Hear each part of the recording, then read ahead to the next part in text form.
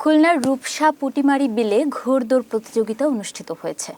মহান বিজয় দিবস পালন উপলক্ষে ২০ ডিসেম্বর শুক্রবার দুপুর ২:৩০টায় রূপসার পুটিমারি বিলে জেকেএস ক্রীড়া সংস্থার আয়োজনে সবার আগে বাংলাদেশ ৪৭তম বার্ষিক ক্রীড়া প্রতিযোগিতা ঘোড়দৌড় ও সাংস্কৃতিক অনুষ্ঠান অনুষ্ঠিত হয় এবং এই অনুষ্ঠানে প্রধান অতিথি হিসেবে উপস্থিত ছিলেন বিএনপি নির্বাহী কমিটির তথ্য বিষয়ক সম্পাদক আজিজুল বারী হেলাল। এতে সভাপতিত্ব করেন আহ্বায়ক ক্রীড়া উদযাপন উপকমিটির শেখ শফিকুল ইসলাম। গ্রাম বাংলার ঐতিহ্যবাহী ঘোড়দৌড়ে খুলনা, যশোর, নড়াইল, সাতক্ষীরা সহ দেশের বিভিন্ন স্থান থেকে অংশগ্রহণ করেন প্রতিযোগীরা।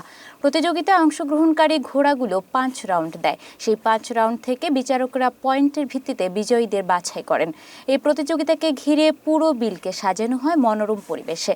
ঐতিহ্যবাহী ঘোড়দৌড়ে স্থানের আশপাশ দিয়ে দেখা যায় শীতকালীন হরেক রকমের পিঠা, বাচ্চাদের খেলনা, নাগরদোলা, কেক, মিষ্টি, মিঠাই সহ নানা ধরনের দোকান।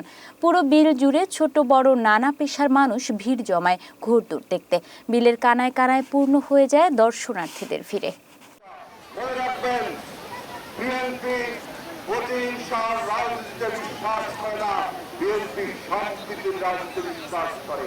বিএনপি সৌহার্দ্যের রাজনীতিতে বিশ্বাস করে, তাই প্রতি বছরই ইনশাআল্লাহ এরকম প্রতিযোগিতা, ঘোড়দৌড় প্রতিযোগিতা, নৌকাবাহিনী প্রতিযোগিতা, স্পোর্টস, অ্যাথলেটিক্স, ফুটবল, ক্রিকেট সমস্ত গেমসগুলো ইনশাআল্লাহ আমার বিএনপির নেতৃত্বে রূপসার জনপদে চালু হবে।